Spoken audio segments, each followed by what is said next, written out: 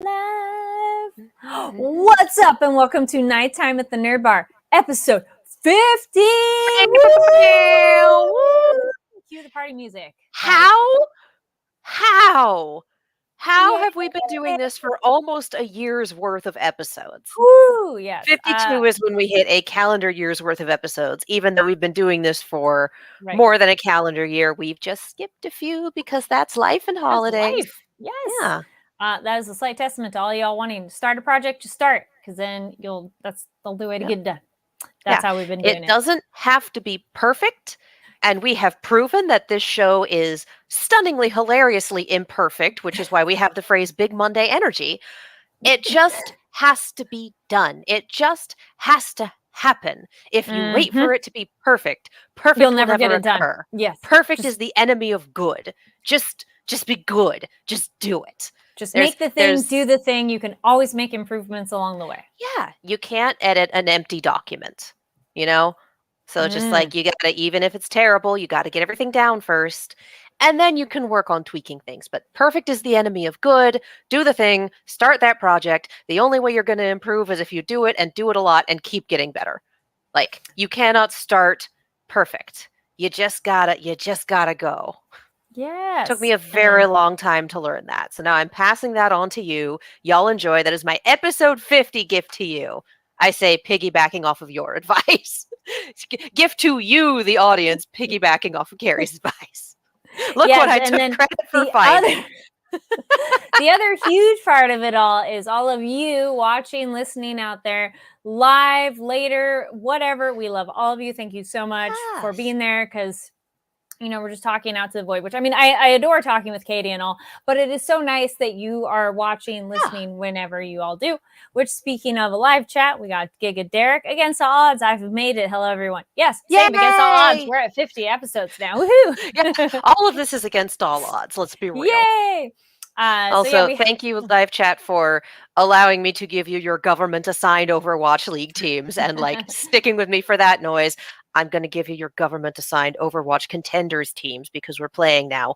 All of you are rooting for Odyssey or Raspberry Racers. That's where we are. Enjoy. And as we were saying, no. As we were saying too, we have a live chat. So if you're in the live chat, join us. And if you're watching it later, no worries. Comment down below. I hope you had a good weekend or holiday weekend if you celebrated. If you did any shopping, hope you found some cool stuff.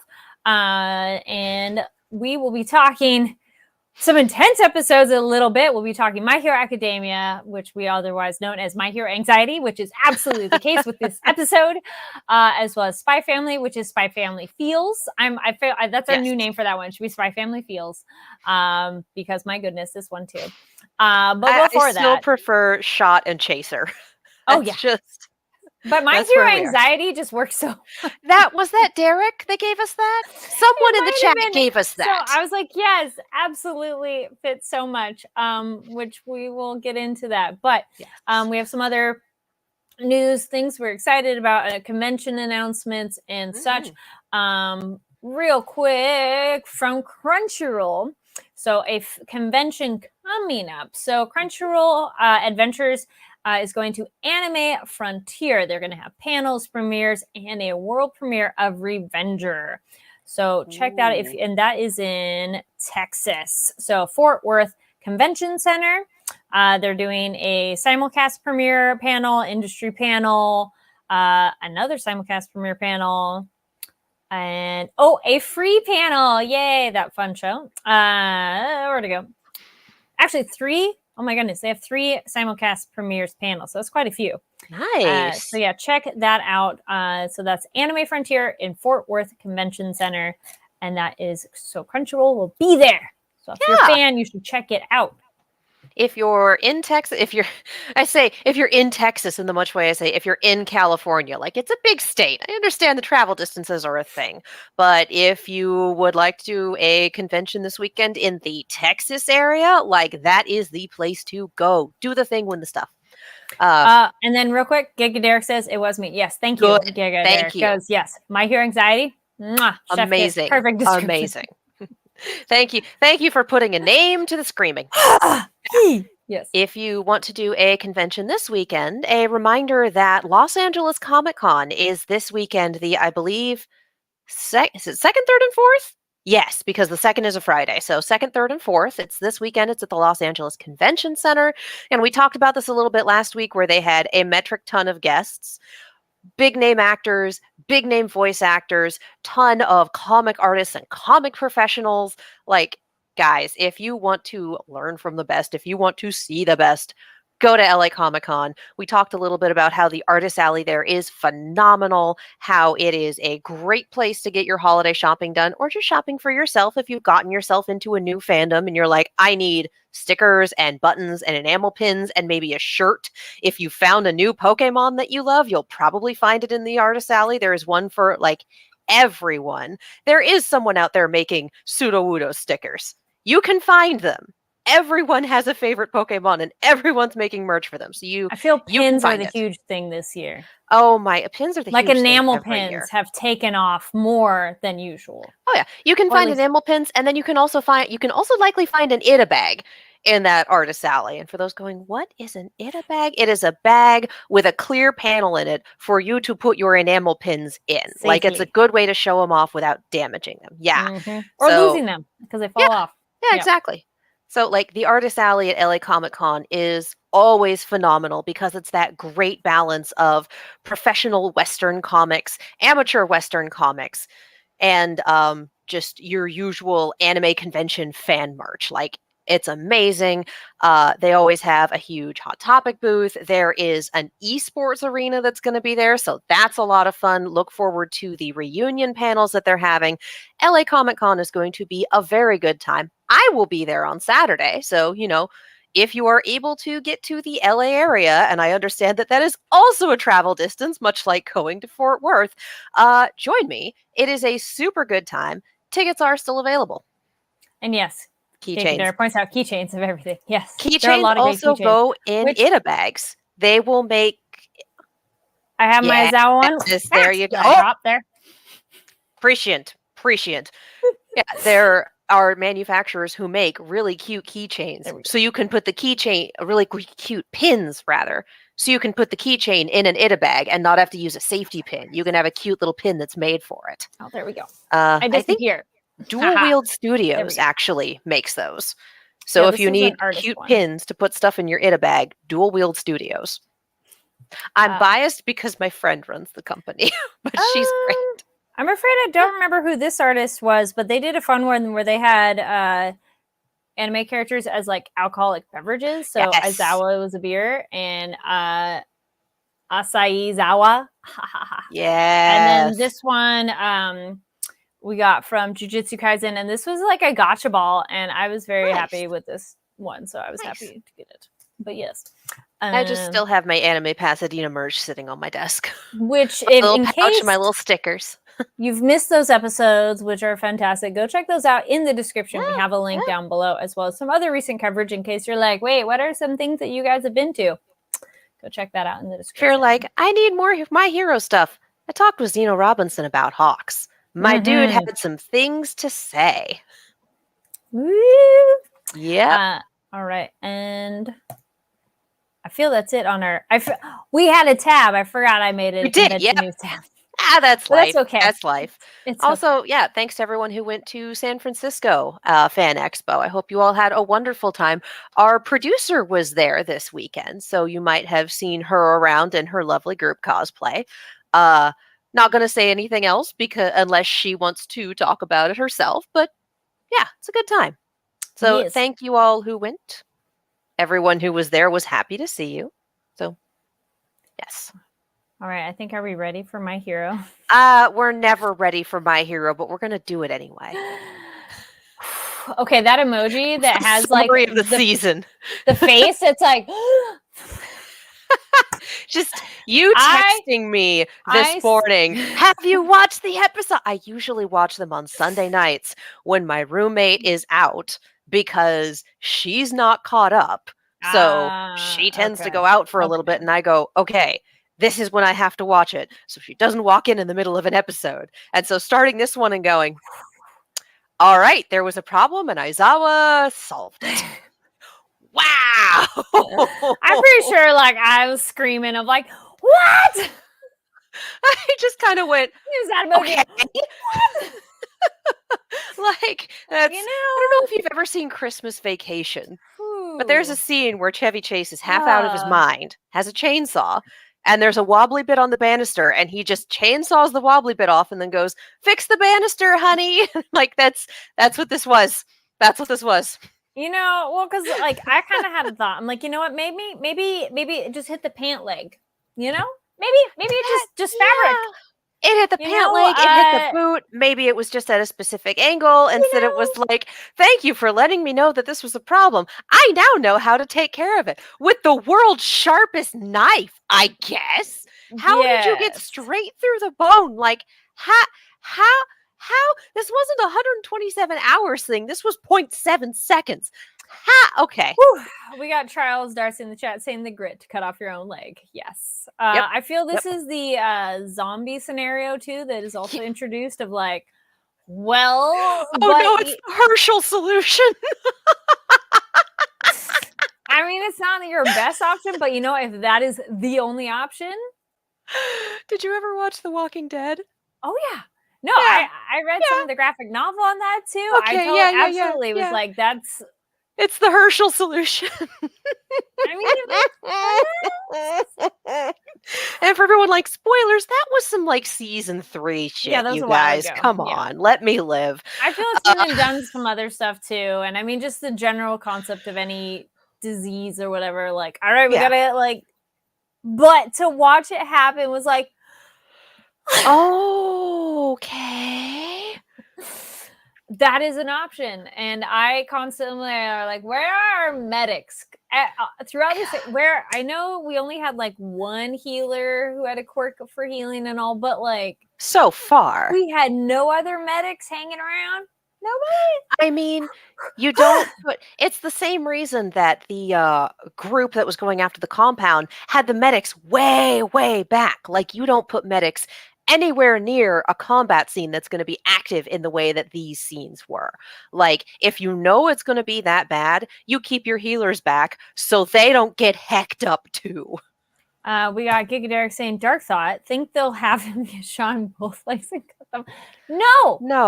One was traumatic enough, and I think anything more would just like be over. I mean, we ended the previous episode with this cliffhanger, and then we ended this episode by running Bakugo through with several pointy implements. So, like, maybe we don't need to go back to the Aizawa leg well. No. Maybe we can just put a tourniquet on that one and leave it alone. Though, going back to your Eri prediction and thoughts, I do feel that might come back or is necessary because of how Bakugo's how Deku's fighting and his consistent injury. And it's like, hey, it'd be really convenient if we had someone who could, like, do something about that. I don't see. Again, My Hero Academia hasn't ended yet.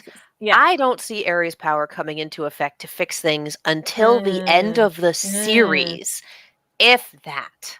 Because it's a very much a double-edged sword power, but it's also almost too powerful of a fix-it power because, you rewind people who have taken these injuries so that they can, be better. But also, like, okay, you rewind Shigaraki to before he was activated, before any of the, like, you rewind him into oblivion. You do a murder. We try not to do that anymore, but like, no, that's one that I'm like, yo, he's too powerful. We need to like take him out. Come on. Oh yeah, no, I'm just sitting here screaming, take the shot, and like watching Endeavor do that and go all out. This is one of those. Yeah, we are once again in video game broken territory, and I'm not for those of you who have missed me complaining about like things being broken. Video game broken isn't glitchy. Video game broken is too OP, please nerf. That sort of thing. And Shigaraki's been video game broken since he woke up. I'm a little less irate about a lot of the execution this episode. For one, because it was done so well. For another, because Deku also has the potential to be just as video game broken in different ways, and it looks like that's the direction we're heading from this preview. And for a third, like, okay, so he's video game broken. Oh, that's because All for One is just like literally living in there. Okay, all right. I'm less upset about, oh, this is Shigaraki on his own, and more like, okay, no, he's got a hyper powerful shoulder devil. That's fine. That's terrible, but that's fine. Like, I don't know. This episode did balance it out a bit more for me. And also, can we talk about that Bakugo development?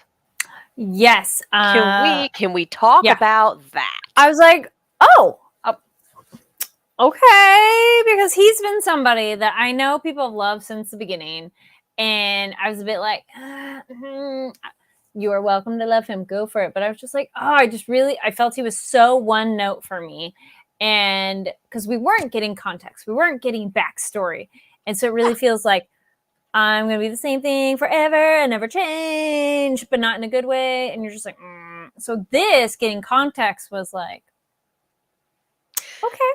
I'd argue that he'd had more development before that. Partially having little sprinkles around. And then also with one of the movies he had some too. Oh my god. But I'm not counting the movies in any of this just because they're kind of their own thing. But I mean, like, this has been a nice it was a truthful moment. It was a conversation. It was him admitting about weakness of okay. I was impressed and I was happy to have that, because then it's like, oh, so you actually like Deku. You're not just an asshole.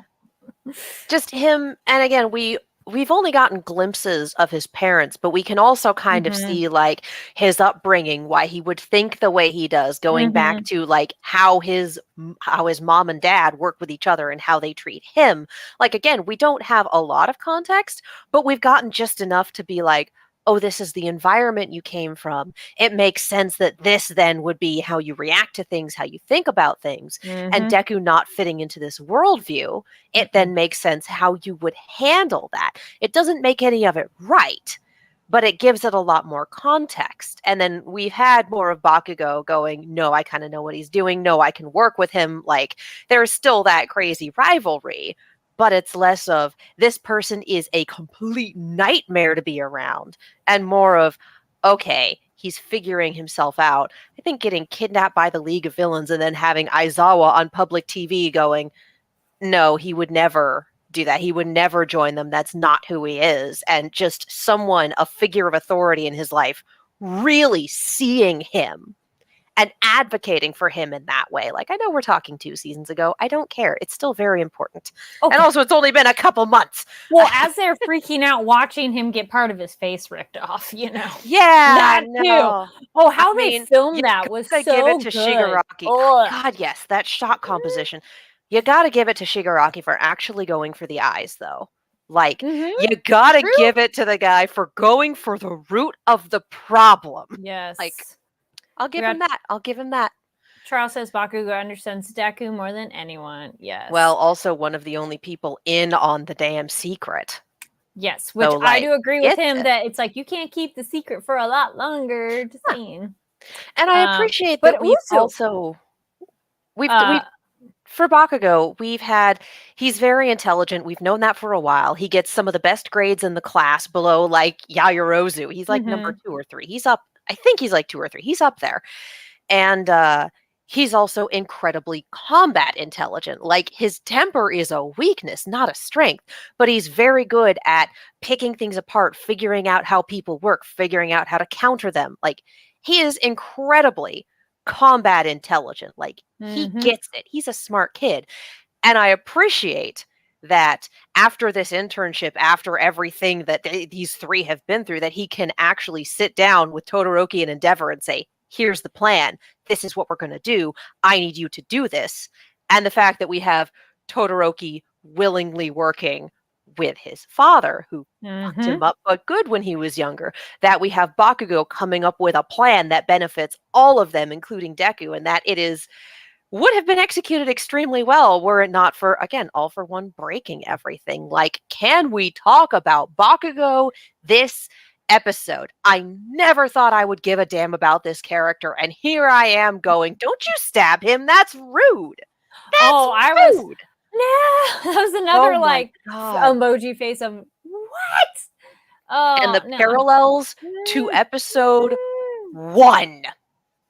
1 with the trying to say, or 2 rather, but the saving him from that villain and my body just moved on its own, and that being the mark of a true hero, of being willing to do that. Just like, oh, Bakugo has hit true hero status by getting stabbed. A lot of people getting stabbed this episode. Sure is a thing. But like, well, it is good that he was only at the 75%. Charles points out that getting on 75% is coming into play. I'm like, yes, thank goodness I didn't finish that. Because again, like anyone else would be a crispy critter. Endeavor would have just whole ass murdered him. Yes, Gigadare points out the title is Katsuki Bakugo Rising. Yes. Yep. And as you were saying, did they change? Yeah, my body moved on its own. Coming around full circle was amazing. Yeah. Oh my God. Yeah, that was the point where I was sitting there going, oh, things are going to happen, and I don't think I'm going to like them, but I love this. Did they change the ending theme, or have I just not been paying attention? Because we had an extended bit in the ending theme with 2 watercolor paintings with an older Deku reaching out to a younger Bakugo, and then an older Bakugo reaching out to a younger Deku. Like, it was an extended bit about halfway through the ending theme. Have we always had that, or did they throw it in for this episode just to, like, really twist the knife? Let us know. Leave a comment, because I'm like, good question. Because I feel like I don't remember seeing those before. And, you know, sometimes I space during the themes, but, like, I feel like that would have stuck out to me the first time I saw it. Okay, Charles says they added that scene in the ending song for this episode. It's a reference to one of the manga volume covers. Cool. I thought that was the case, because we got to that point and I went, hang on, this is different. I would have remembered this. What is happening? And then that preview, like, there's a trope called Beware the Nice Ones. And the idea is that you generally have a nice character and they're generally just going to be nice in their bones until you push them beyond their limits. And then they become the worst nightmares out of anyone, because it takes so much to push them and their limit is so far. And then once you push them over it, that's it. It looks like we're getting like Berserker Deku. So just that little 1.5 seconds of animation of his face just distorted. It's like, oh, this is Beware the Nice Ones writ large. This is going to be bad, and I am so here for it. Yeah, and who was it? I think it was when the Locks guy looks up at Deku's face. Rocklock? I believe was his Deku's name. Like faces. It's like, oh, okay. And the point of them realizing, yes, these are children, but they are skilled. Oh, actually, speaking of, let's talk about the other classmates having their moral dilemma of, did we fuck this up? And it's like, no, you all did as best as you could, but... And I mean, we still kind of have the Chekhov's gun of, we did get a dose of the anesthetic in there. Yeah. We don't know if it's enough. We don't know how long it takes. We don't know if it'll work. But like, they did the best that they could with what they had, with something that no one was prepared for and was not supposed to happen or be on the move. Like, Gigantomachia is also broken. That's kind of the theme here. So no, you don't say. So it may well have been an abject failure. And the list of city evacuations is straight up terrifying. But also, like, they did their best. They did everything they possibly could in a very, very bad situation. Yeah. Yeah. And, like, this is their first, like, super... I mean, they've fought other villains, of course, before, but this is definitely the most intense one. And then... Gigantomachia is in a class of his own and is definitely messing up the pro heroes. So, like, you know, we're on super hard mode here. We're on God mode here. Like, you can't blame yourself for not succeeding against that. No, I'm just kind of curious if all the classmates are going to come all together, because also when we had the other group too, when they're figuring out that something's going on. Yeah. Also, our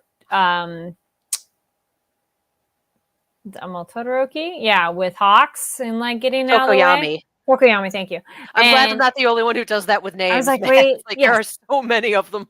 And then also we have to learn their first name and last name. So yep. Tokoyami with Hawks, like say, Hawks in his arms and two of the medics in Dark Shadow, just like, what was that? Tokoyami's having a really weird day. Not great.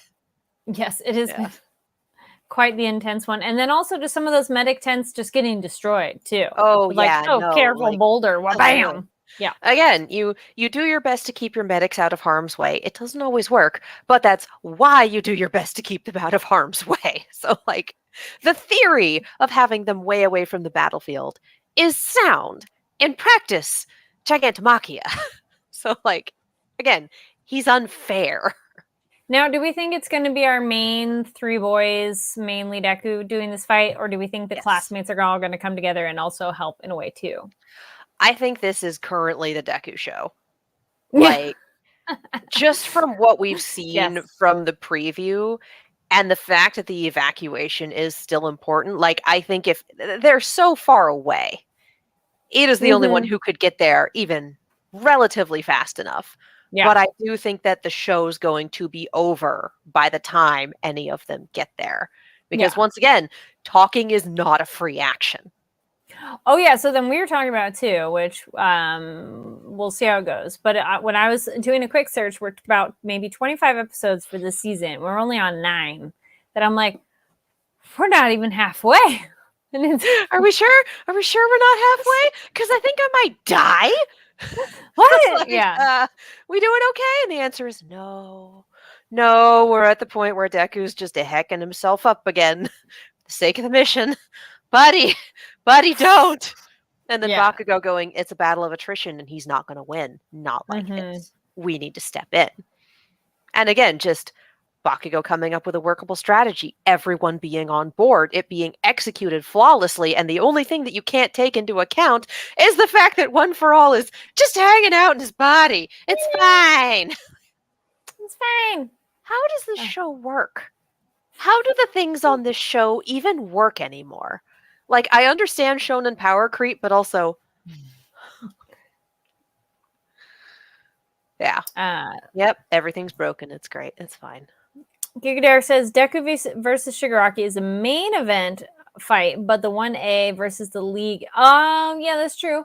We do have the other League characters that we very briefly saw this episode. They were just like a passing. They're chilling on Gigantomachia. Yeah. They're hitching a ride. So I feel that's a good point. That would be our B plot. Deku's our A plot. This is our B plot. Yeah. Who knows, man? It's also possible that Machia goes down sometime during his rampage. But they still got to fight the League because they're just hitching rides, so they're around. True, but Machia not reaching. I think he might not make it because I'm hoping that. I hope he wouldn't make it. Like, goddamn. Because also I feel that's a testament already to Momo's skills. That I thought she made the thing right, so this would imply you didn't. Yeah, and again, it's not just Momo. It's also all as many of them as were there, classes 1A and 1A and 1B. Like, it is also very much a testament to their skills and their ability to work together and follow a plan. Like, this took all of them. Yeah. So, and again, it's one of those, it is possible to commit no errors and still lose. Like, that is a thing. Yes. Thank you, Star Trek. But I would like to see it have some effect. Like, this show's very good at handing us hopelessness and then working through it. Like, it's never all bad.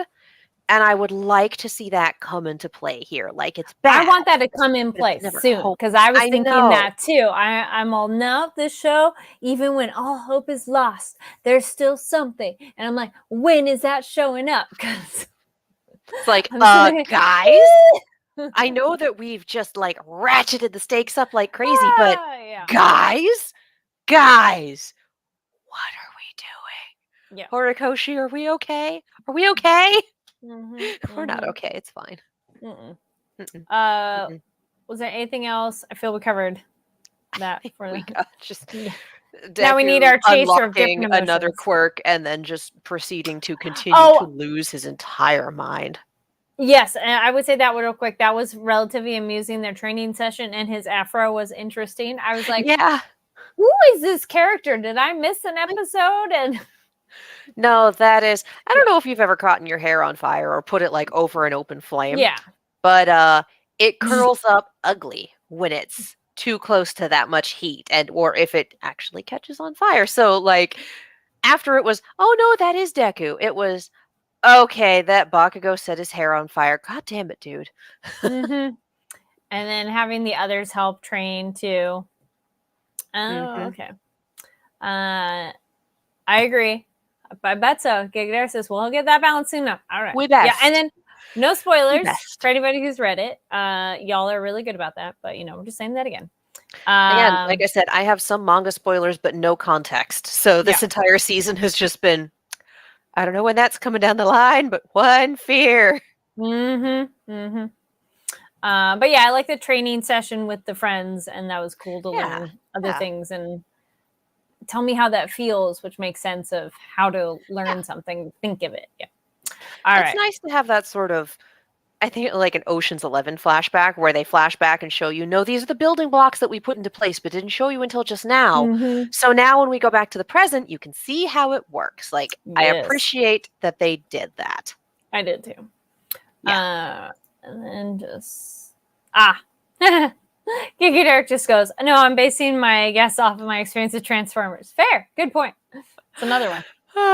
One of those, you gotta be more specific because some Transformers properties are a little more tightly scripted than others.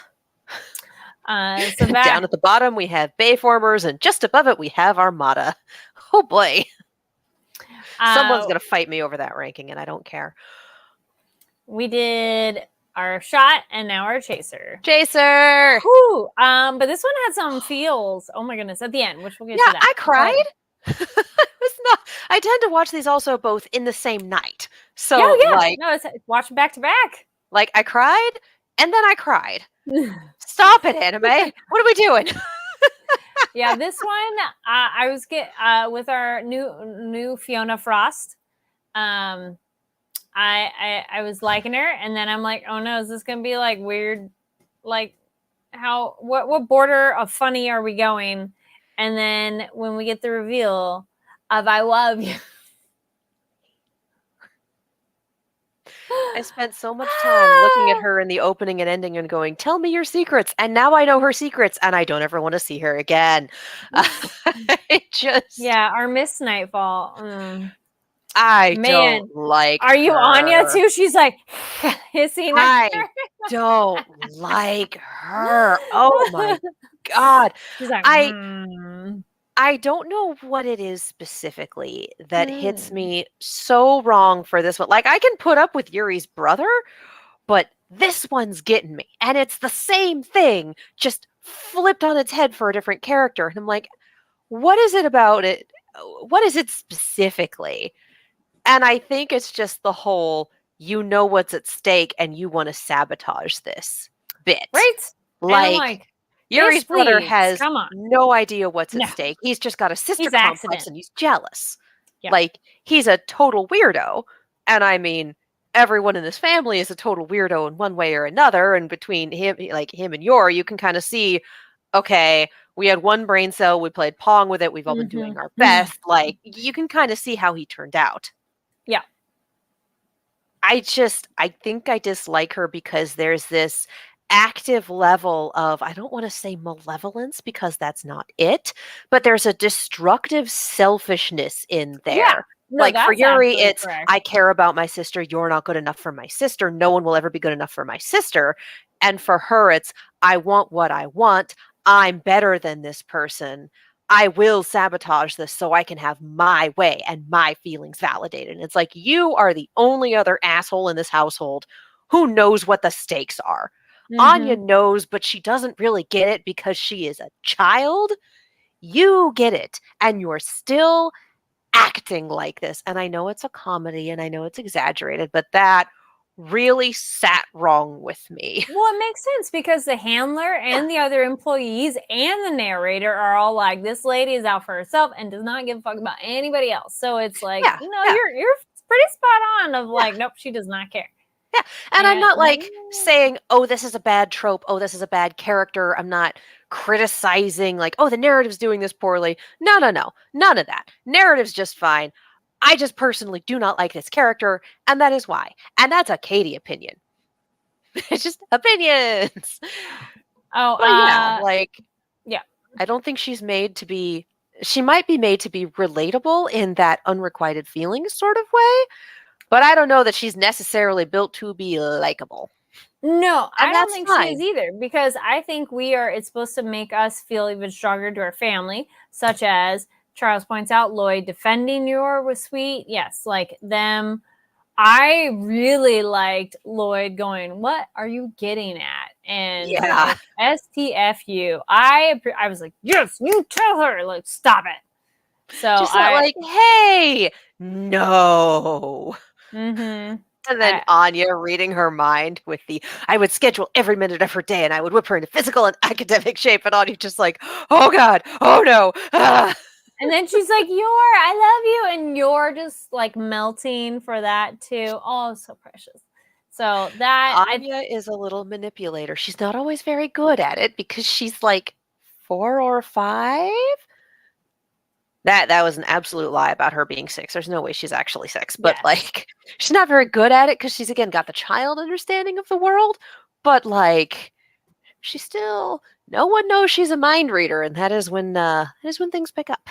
Yeah. So I mean, I think her character is a device to strengthen our found family unit, chosen family unit, and for us, the audience, to be like, no, we want to protect them. Back off. Yeah. So. And I mean, for like Yuri's introduction, we had the full episode of him, and now he just kind of pops in on occasion when needed. And I'm assuming that that's what we're going to get here with Nightfall, is that we've got this full 2-episode thing going on with her. Mm-hmm. And then she's just going to pop in as needed, like when the story requires her. Yeah, I don't think she's going to be a long, well, I mean, like as major. It's like this moment. And then, but she's in the opening scene, but so is Frankie. So and Frankie's not in that much either. So he's not. And he's in as needed. Yeah, I appreciate Yor being upset about how she can't make food. I thought that was adorable, but I'm like, girl, how do you mess up eggs that much? I mean, like, I get it, but she does need to take a cooking class. Like she actually needs to. But she's trying, so yeah, that's good. Yeah.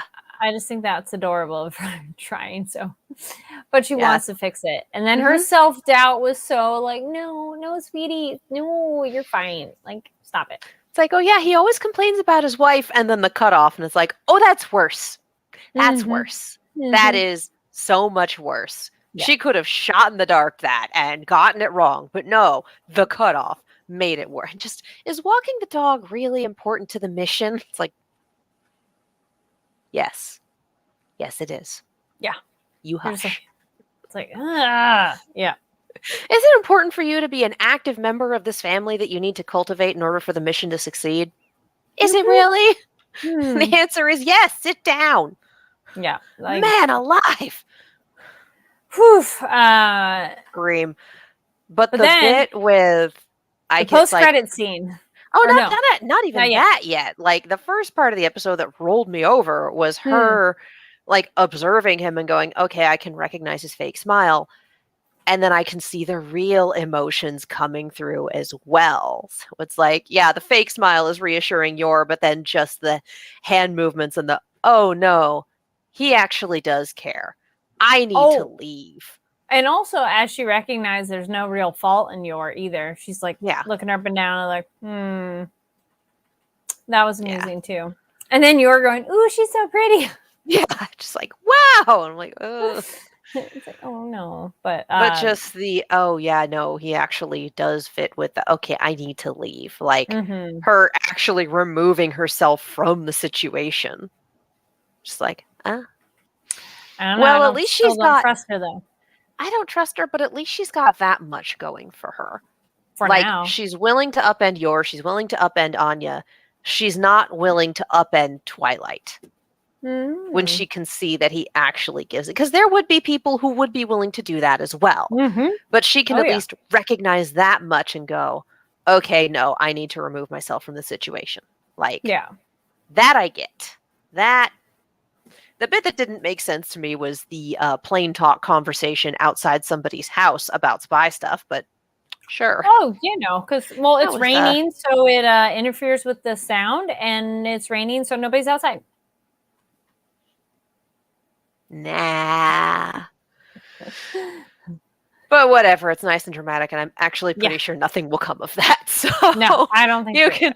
There are some things where you can just kind of go, you know what, that one's probably fine. I think that was just temporary. Yeah. All right, now the post-credit scene. That killed me. This kills the man. Which, okay, now when we say it is canon, she can understand Bond's thoughts, because we weren't totally sure before, and now it's like, yes. And it was adorable and totally made sense. Like, any other dog, it wouldn't work, but because Bond is like genetically modified and super intelligent for a dog, like, he still kind of has a dog's understanding of things. Hence him taking it out on a stuffed penguin. But, like, intelligent enough for Anya to be able to, like, read thoughts and for him to understand exactly what's being said to him. There's the language center there and the precognition, but he is also still very much a dog. Yes. But I love what's going on in this super creepy kids cartoon? What is this? Just like, that sounds about right. That was, I'm not sure if it was like actually a kid's cartoon that she was watching or if it was just animated but not meant for kids. Either way, that's something that's like, that's a dark thing to put in a show aimed at like heckin' young children. I'm trying to see if I have it right away, because I'm like, that reminds me of, there was a meme that was like, yeah, damn girl, you're a kid's movie from my generation because you're fun and cute, but also horrifying in many ways I didn't originally realize. Yeah, the growing up on Don Bluth story. Yes. So let's be real Disney, but Don Bluth was very much fewer compunctions about his buck wild creepy shit. Yes. And everyone's like, oh, Anastasia, wonderful, beautiful movie. And I'm like, yeah, when Anastasia came out in like 1999 and I was 12, the bit that freaked me the fuck out in theaters is the bit where you get to see Rasputin make a deal with hell and they tear all his skin off. Yeah, like, does anyone else remember that? Because it happened, and 12-year-old Katie sure remembered that. It stuck with her. So everyone's like, oh yeah, Anastasia was a great movie. And I'm like, Anastasia scared the shit out of me when I was a kid because of that bit. So, and here I am now watching the Chucky TV series because that's fine. So yeah, real fucked up things in kids media sometimes. Yes, it's always good. I say this as someone who's not a parent, but when you are a parent, it's good to be aware of what your children are consuming. Just generally speaking, because occasionally there's like, what is happening here in media? And it's not always, yeah, we're going to have some weird, creepy shit in here, and that's part of the show, like Gravity Falls and Owl House. Sometimes it's stealthy, creepy shit. Like, again, the Don Bluth effect. Anyway, wow, was this not an appropriate thing to have in a show? Seemed to be aimed at very small children. Because, like, they show us a lot of Bond Man, but Bond Man is very, like, cartoony, stylized, safe for all ages. This did not seem like that. No. This seemed like some, like, this is not something a child should be watching alone. This is, I cannot, for the life of me, remember the name of the movie. It was animated like a Disney movie. It was older. And it looked like it was for kids, and it was about like this little lamb growing up with this flock of sheep, and it was really cute. And then a wolf shows up and just whole ass murders his mother in front of him. And the lamb follows the wolf off and goes, I want to learn to be strong like you so I can kill you. And he teaches this lamb to grow up into this ram and be every bit the monster that he is. And it's animated? Yeah.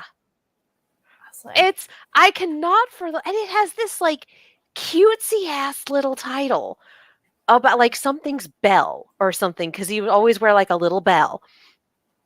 And it just ends with the wolf taking him back to that same flock that he grew up with and going, okay, you want to prove you're as bad as I am, kill one of them. And then it turns around with them having to fight each other, and then he tries to return to his flock and they reject him as a monster. So, like, for kids. It's from the 90s. For kids. I can't remember what it's called.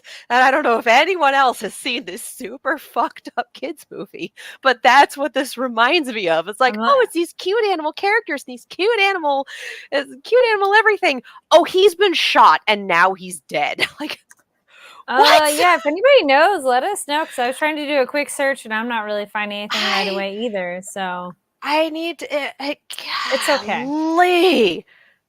But I believe you of like crazy kid stuff. Advertises kids. That's the thing with Watership Down. Same idea of it's animated. Sheeran's Bell. Was it?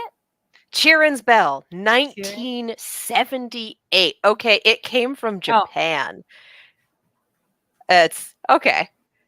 Yeah, no. How do you spell? Chirin, Sheeran's Bell, which I think was translated to ringing bell. Whoa, like what is this? Look at this lamb with his horns. Like yeah.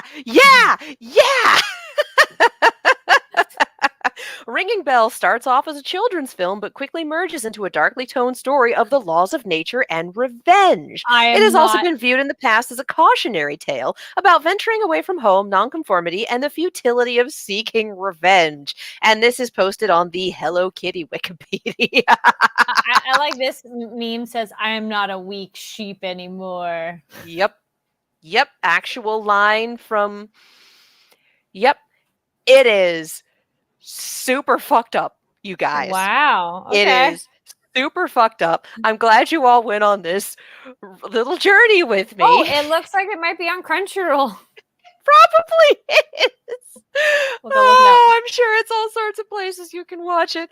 But the point is, occasionally they bait and switch you with like, this looks like it's made for kids. It's like, animation is not always made for kids. It is a medium, not a genre. Yes. But sometimes you get something where they really start you with, it looks like it's made for kids in the tone, in the voice, in the animation style, in everything. Yeah. Where they give you the first like 10 minutes or so and it's like, oh, this is a kid's movie. And then they hit you upside the face with like a horrifying murder or something. You're like, yeah. Oh, okay. That's what this is. And that's what this cartoon that Anya was watching reminds me of, is like, it's supposed to be made for kids. And then they're like, but what if we do this instead? What if we bloodily murder one of the characters on screen? Wouldn't that be great? So, of course, poor Anya's just... And Lloyd going... I like crying. And Lloyd just like, what are they doing? Why did they do this on a kid? What? Lloyd, definitely not a parent, going, what? So yeah, also the ringing bell experience. The ringing bell experience. Yes. But yeah, and just Anya having the, oh my god, this poor penguin, like, I'm sleeping with Admiral Penguin tonight because she's upset by what she just saw. She is a child. And then Bond taking revenge because he's a dog and he's a super intelligent pupper, but he is still a pupper and he doesn't get it. Yeah. So just taking revenge and Anya getting upset and just this whole like, yeah. But them making up was adorable. Like, I'm sorry I said this. I love you. And I mean, you're trying to sew it together. The sewing. Yeah. I thought, she would be able to, of having been an assassin, maybe there's wounds she's had to deal with that, like, nope, apparently not. She's that good, she doesn't need to. Whereas Lloyd's like, I got this. Everything. And so it's like, he has so many skills. I'm like, yeah, how many things has he had to train in to be able to passably be someone else? Yes. Like, yeah, no, he has those skills, and I honestly love the ongoing joke of you're just being a patently terrible homemaker, but still doing her best to be a good mom. Like, Yeah, I enjoy this a lot. It's very funny to me. it was very But adorable and yeah, and precious. just the bit about like scars won in battle or badges of honor. He Oh, received these yeah. honorable wounds in combat. Like, Mm-hmm. that's me sitting there just crying because the thing that I've seen is scars are proof you survived. So, Mm-hmm. like, Mm-hmm. and I know that's something that hits some people harder than others, depending Mm-hmm. on what you've lived through. But just that, I was just like, I'm misting up again right It's now, like talking scars about are it. cool. It's your badge Yeah, of honor, or your make a fun story later, or just yeah. I yeah, agree. You got through it, uh, and so I like Lloyd giving her that advice of, yeah, "Aw." yeah. So they're so cute. And then the brokering the peace between Lieutenant Penguin and I think Bond, so. Yes, or the handshake. The Agent handshake. Penguin Yes. and Bond. Just like, oh, if it was only so easy to do this between the East and the West. And I'm Right. like, oh. Yeah. So you're like, "Aw." It's like, once the mission's over, I'll be done. It's like, no. Once the mission's over, you have a wife and a kid, sir. That's you don't get to just extricate yourself. You are too far in. Yes. You Oh are yeah. in too deep, sir. Yeah. So then we see for next week that we'll see how deep things get with our new agent lady. That it's like An underground doubles tennis tournament. Like, what? yeah, we'll I see where love it. that goes. I love it. Yeah, very I entertaining. love it. I love it. All Oh, right. that's the penguin that he won for her at the aquarium. Mm-hmm. Sorry, brain, just put that together. Yeah, so that's a nice connection of where that Yeah. came from. Because she's Yeah. like, you gave it to me. Oh, It's like, yeah. I don't want another one. This one is special because it came from dad. It's like, oh.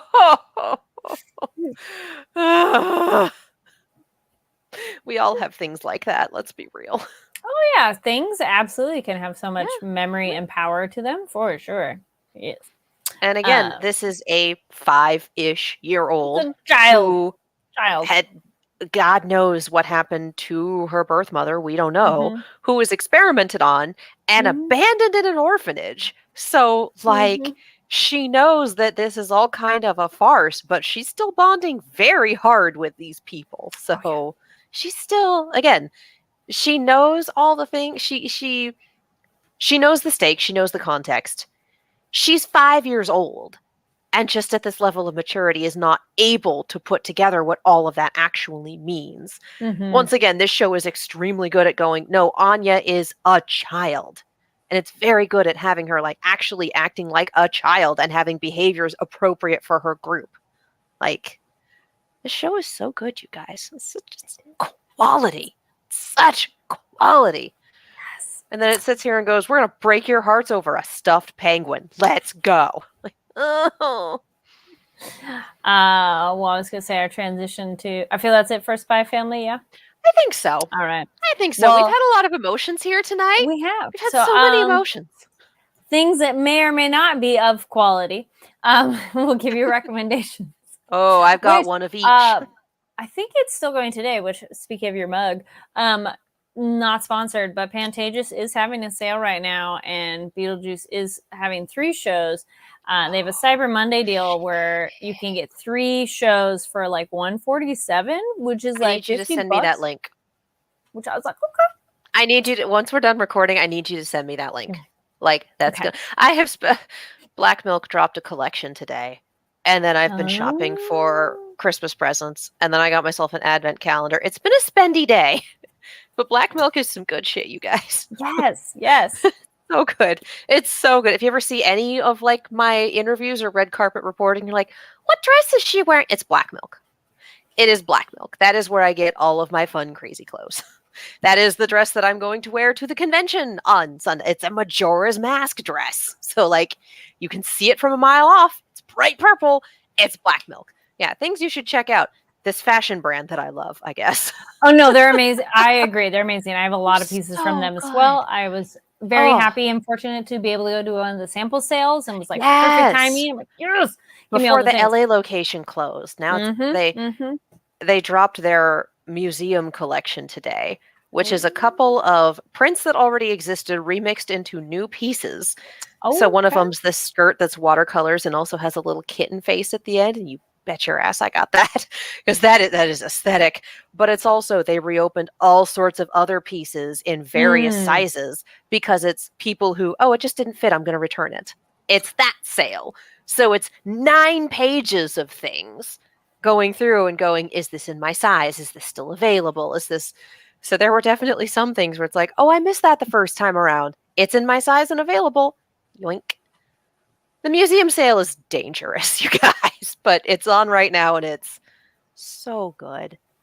All their clothes are so comfy cozy and they're so fun and easy to wear. They have a Pokemon license, they have a Zelda license, they have an Avatar license, they've got all sorts of good stuff. Just like fun things. Well, Black Milk, things. if you want to sponsor, we're here. Yeah. I can wear a Black Milk top every episode. I've certainly got enough of them. Anyway. Also check out Beetlejuice the musical. It's still running in New York. There's going to be a traveling company, and there is a brand new. Well, the Pantages being only 3 shows made me go. I wonder if that's just the 3 shows that are on sale, because it's going to be here for like a month. Okay, so then maybe that's what they're only offering during this sale. Because I was surprised they only have 3 nights out of a Tuesday, Wednesday, Thursday.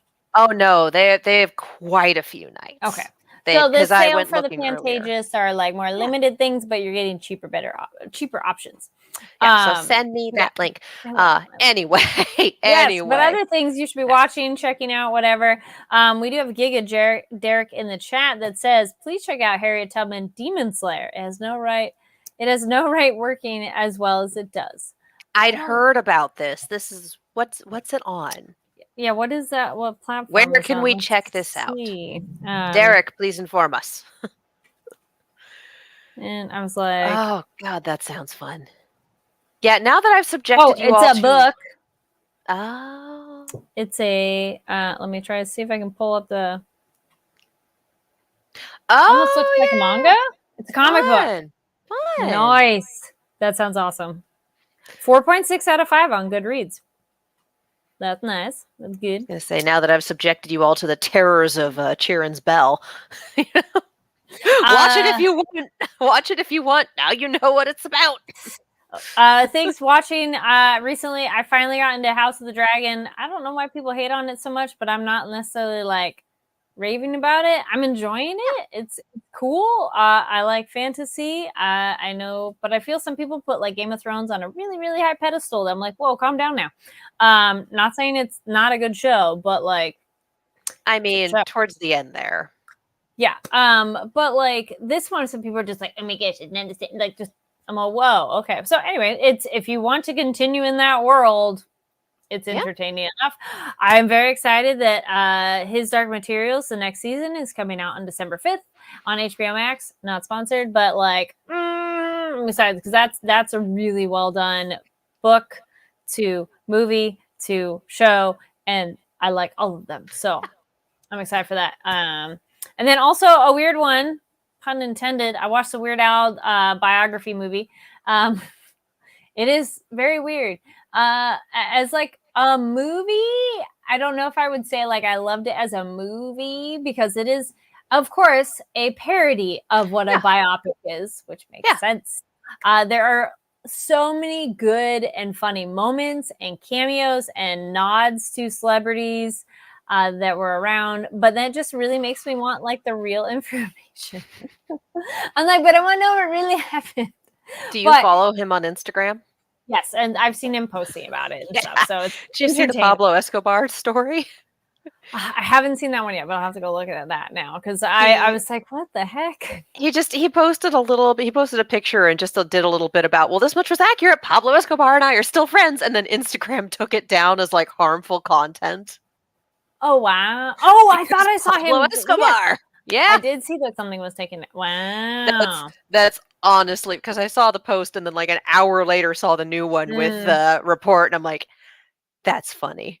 That's really funny. Oh my god. That one's on Roku. So I mean, it's still entertaining. Just know that it's super kooky and weird. And Daniel Radcliffe is amazing in it, so he was very fun to watch.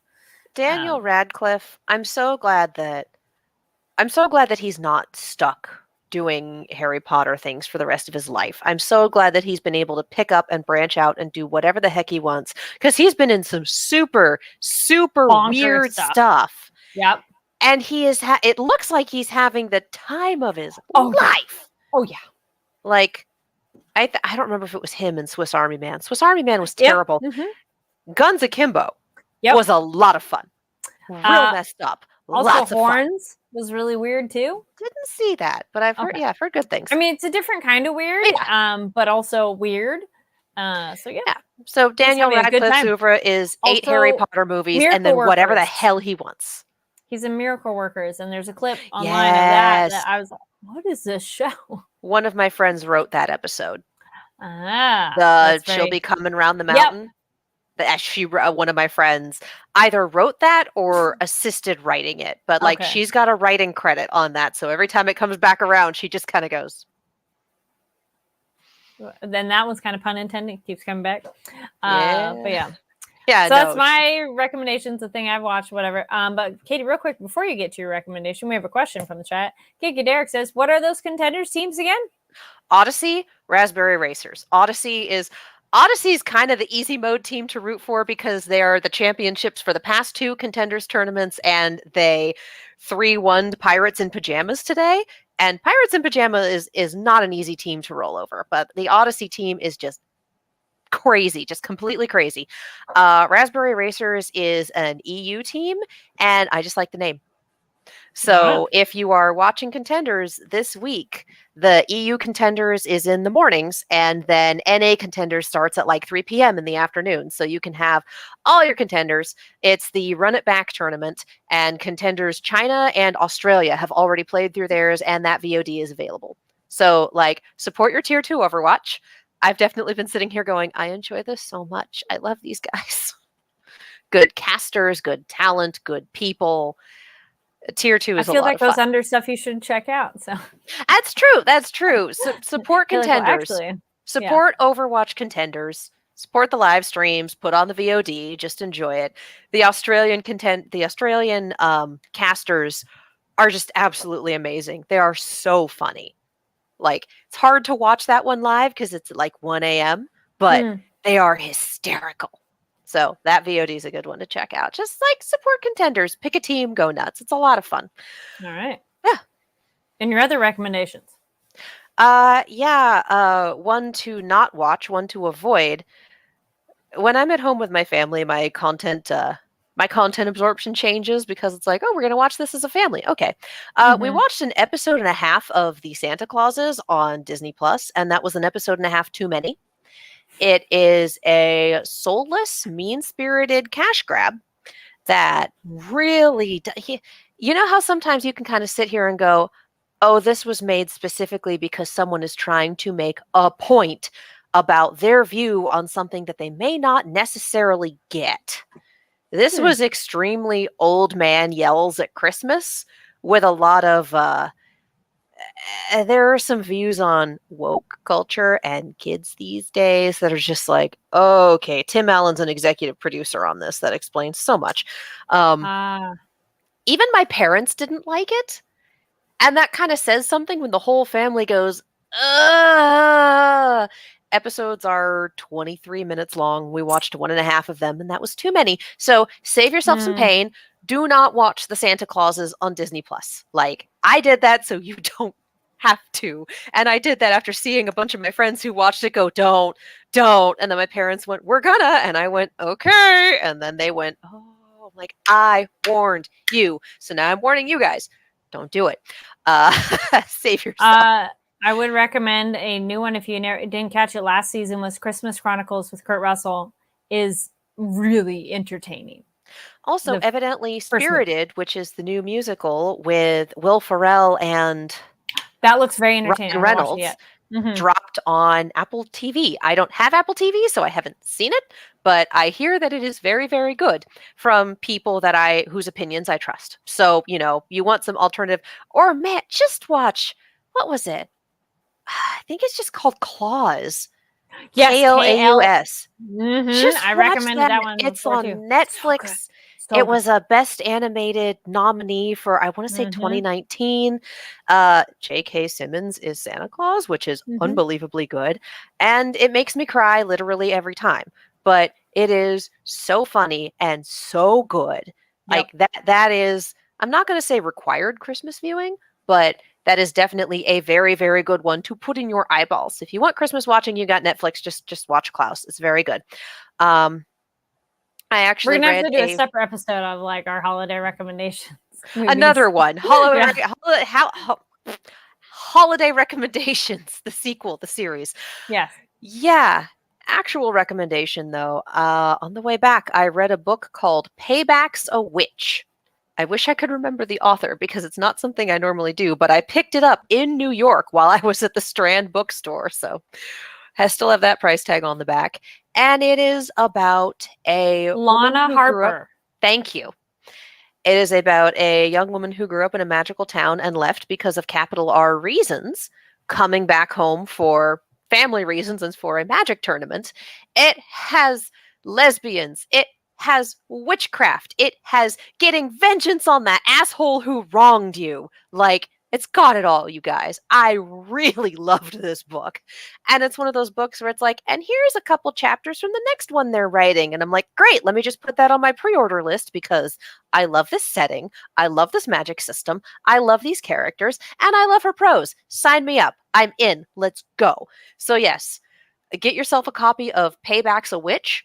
If you're not sure if you'll like it, check it out from your local library. It supports the libraries. It's a good thing.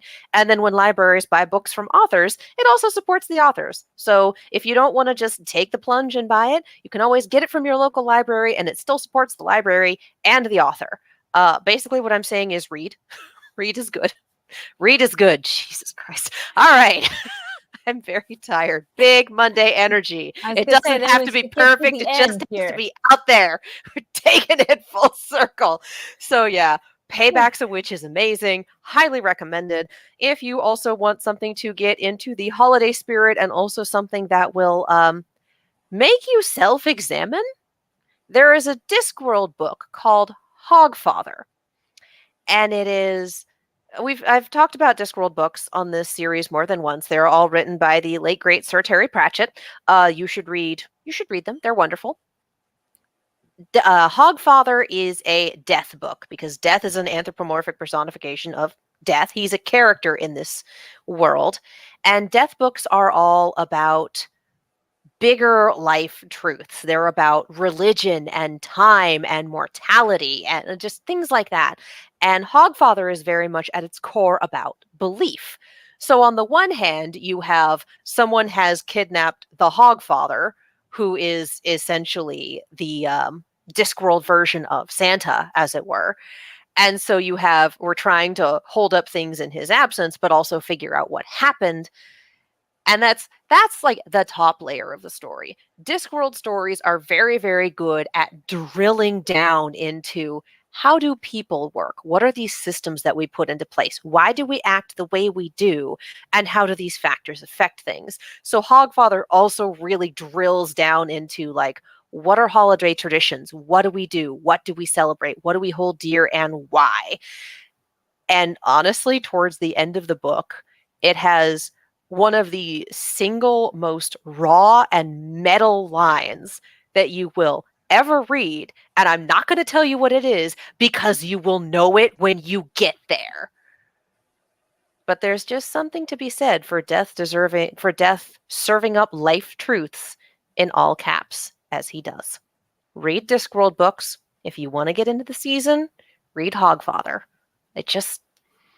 Discworld is good for your soul. Read them. There are I think a lot of them are available in audiobooks. Do the thing. I believe there is a movie adaptation of Hogfather. I haven't seen it myself. I think it was produced by the BBC. I've heard it's pretty solid. So regardless, this upcoming holiday season, do yourself a favor, read Hogfather, get absolutely blown away, and then read the rest of the Discworld series. I would be happy to give you recommendations on where to start. Oh, yes. Which, in doing so, I do. You can reach out to her here. Yes. can follow me all over the social medias as well as on YouTube and Twitch at Kiaxet. That is Kiaxet. Personal YouTube channel has been a little quiet recently because I've been doing work for this channel and also the holidays, but we've still got a lot of fun stuff up there, fun backlog. Check all of that fun stuff out.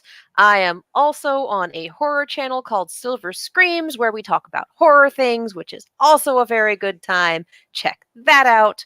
We do fun things. Yes. Yee. And y'all can find me online. There we go. I was like, I don't know why I did that. It's around here somewhere.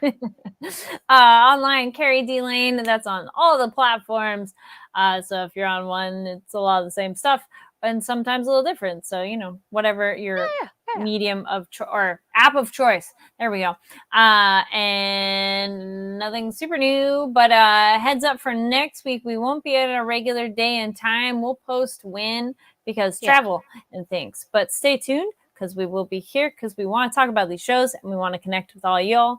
So do the things. Find us. It will likely be around the same time, but it's probably either going to be Tuesday or Wednesday. Yes, there we go. I was like trying to like, yes, Tuesday or Wednesday, probably same time. So stay tuned for that. And thank you everybody for joining us in the live chat. We had John Knight coming in by Carrie and Kitty. By John Knight. Thank you everybody who joined us live. If you're watching later, no worries. And then yay, happy 50th for our show. How? In another year, we're going to have another 50 of these. Yes. I'm like, that's so far away. Let's just do next week. That's the other tip of advice. Just one at a time. You can do it. So yeah. 1 foot in front of the other. Indeed, yes. Well, again, thank you everybody for tuning in and being here. Watch it later. Then we got King Derek. Is it Monday yet? Yes. And then not giving up on it. Yay. Yeah. Don't give up. Here's to not giving up. Yes. Do the other little hearts. Yes. Awesome. Thank you all, and we'll see you next time. Bye. Bye.